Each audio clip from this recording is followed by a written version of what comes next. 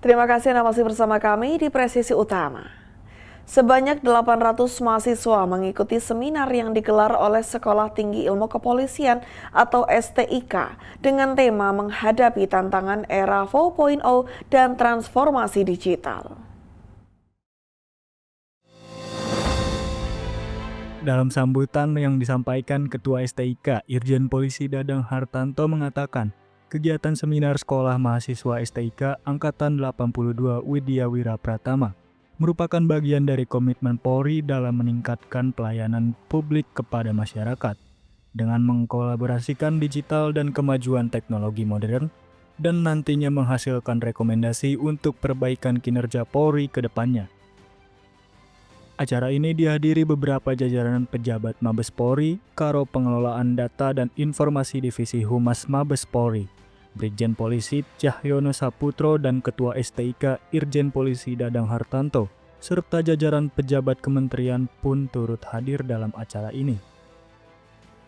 Seminar ini merupakan bagian dari komitmen kita dalam meningkatkan kualitas pendidikan dan profesionalisme kepolisian, khususnya dalam memberikan pelayanan publik yang cepat, tepat, akuntabel.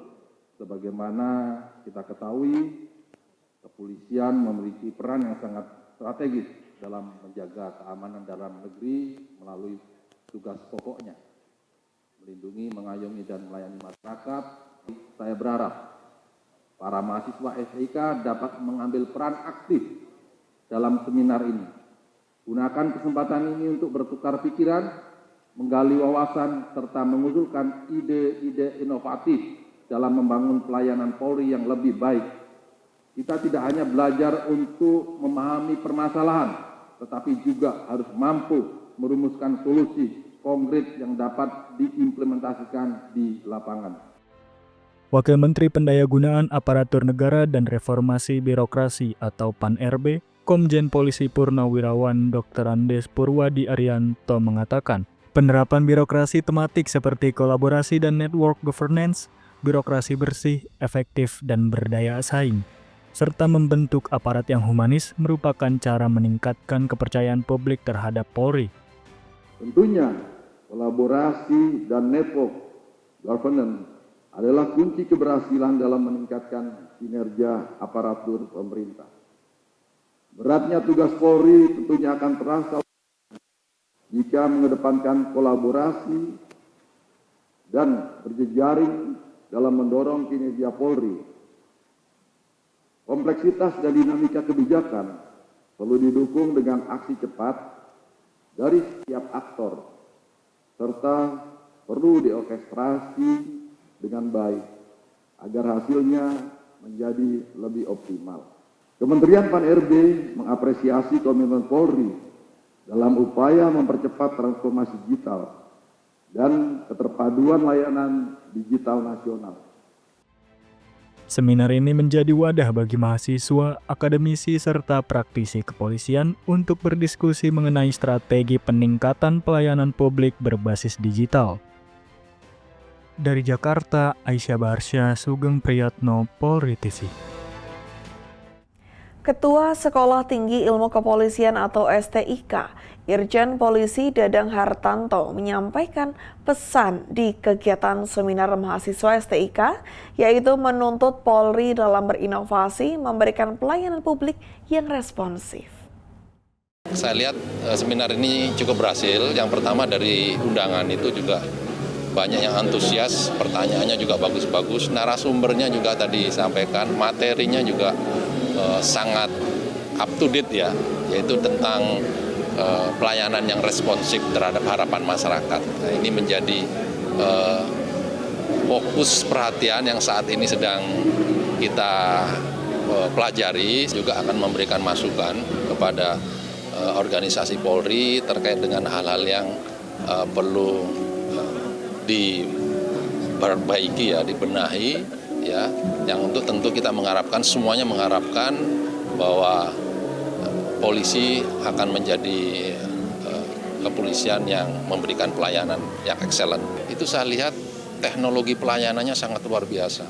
Mulai dari bagaimana mereka menggerakkan ya agen-agen Grab yang ada di lapangan memberikan pelayanan kepada masyarakat sampai mengelola ya komplain, dan kemudian mereka sangat sensitif terhadap keluhan-keluhan itu, ya, bahkan mereka menyebutnya tiket ya, mereka menyebutnya tiket yang kemudian tiket itu memiliki masa penanganannya.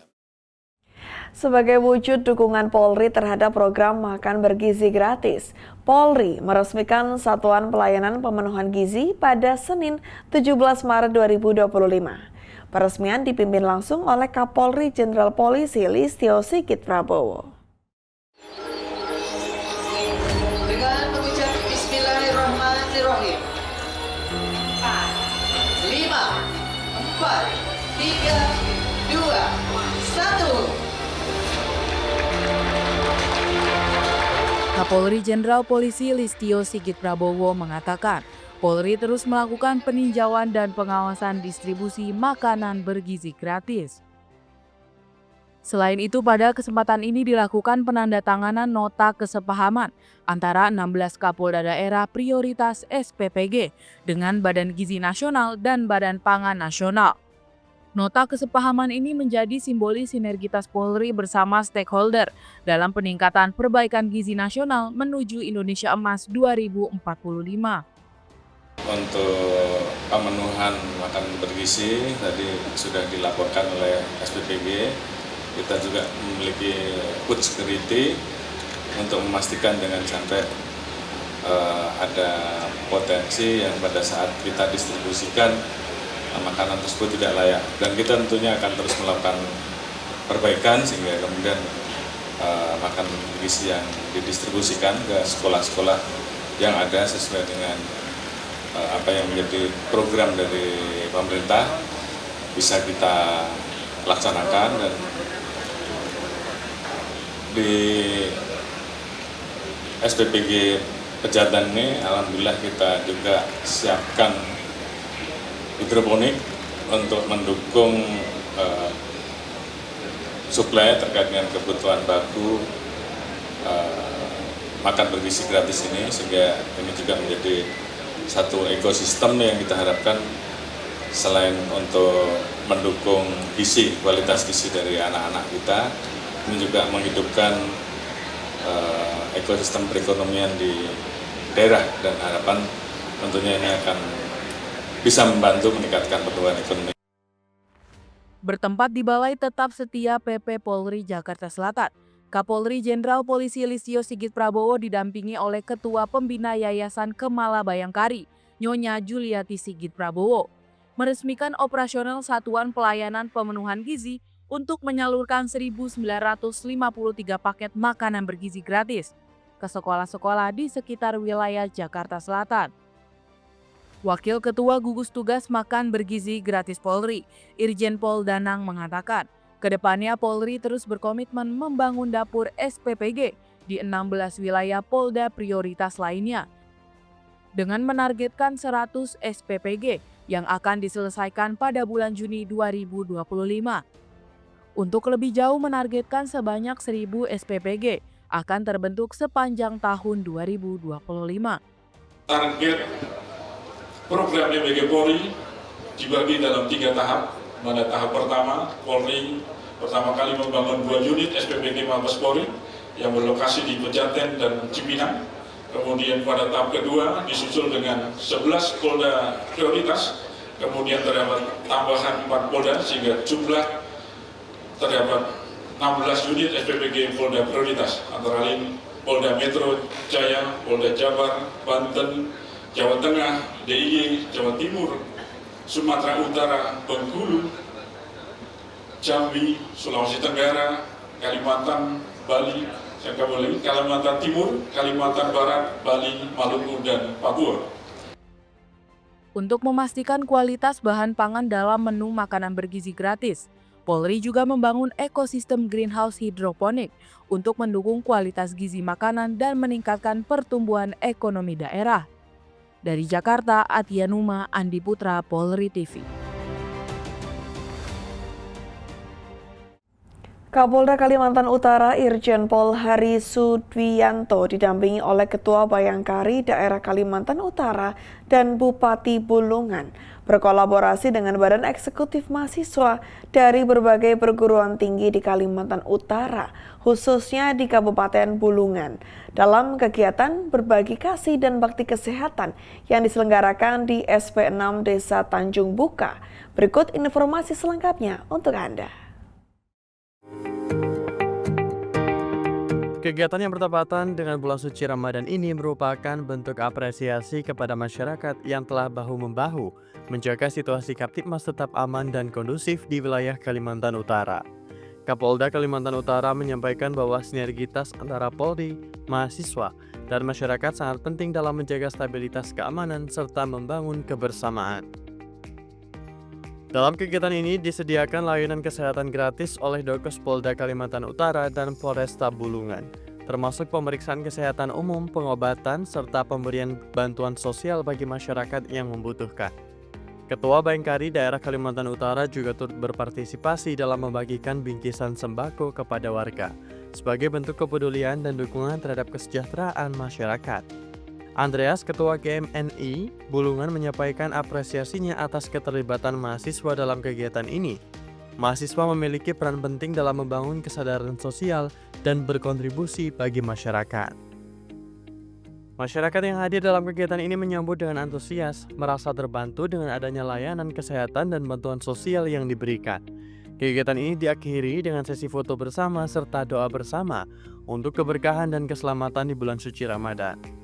Diharapkan sinergitas antara Polri, mahasiswa, dan masyarakat terus terjalin demi terciptanya lingkungan yang lebih harmonis dan sejahtera di Kalimantan Utara.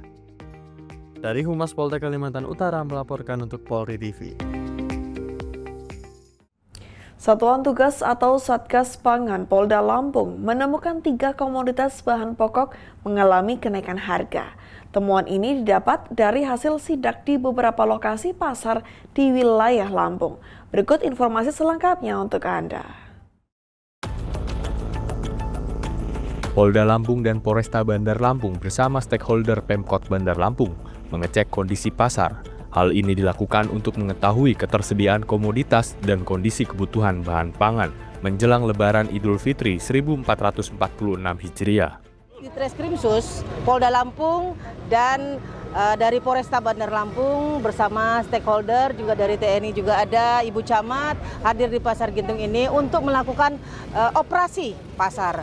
Kenapa kita melakukan operasi pasar? Untuk mengetahui pada saat menjelang kegiatan hari Lebaran ini, apakah harga-harga di pasaran ini apakah sudah sesuai dengan head dan hub. Karena kita harus memantau sehingga kami turun pada siang hari ini. Berdasarkan hasil pantauan di Pasar Waihalik, Pasar Pasir Gintung, dan Pasar Panjang, Polda Lampung dan Polresta Bandar Lampung bersama stakeholder Pemkot Bandar Lampung menemukan beberapa bahan pokok mulai mengalami kenaikan harga. 12 bahan pokok penting atau Bapokting hasilnya masih dikategorikan stabil, namun ada 3 bahan pangan yang mengalami kenaikan. Di Reskrimsus Polda Lampung, Kombes Pol Dery Agung Wijaya mengatakan pihaknya menemukan 3 komoditas yang mengalami kenaikan. Dari hasil pengecekan komoditas di Pasar Pasir Gintung yang mengalami kenaikan yakni bawang merah, telur, dan ayam. Di jajaran Satgas Pangan melalui Reskrimsus bersama dengan Polresta kita melakukan pengecekan harga sembako ataupun 12 bahan pokok penting yang ada di beberapa pasar di wilayah Bandar Lampung, dan hasil pantauan sampai saat ini masih dikategorikan stabil. Ada 3 bahan pokok yang ada kenaikan sedikit tapi tidak signifikan, jadi kami anggap sampai saat ini masih bisa dikategorikan stabil. Untuk 3 yaitu bawang merah, telur, dan ayam. Komoditas bawang merah harga acuan penjualan atau HAP adalah Rp38.000 per kilogram dan dijual Rp50.000 per kilogram. Sementara minyak goreng dengan merek minyak kita, harga eceran tertinggi atau HET seharga Rp15.700 per liter dan dijual Rp17.000 per liternya. Dari pantauan, harganya sedikit di atas harga acuan dan terhadap harga cabai merah dan hijau mengalami penurunan HAP Rp50.000 sampai dengan Rp57.000. Kemudian dijual saat ini seharga Rp40.000 sampai dengan Rp50.000, sehingga harga pangan cenderung masih stabil. Dari Humas Polda Lampung melaporkan untuk Polri TV. Pemirsa, kami akan segera kembali usai jeda berikut ini.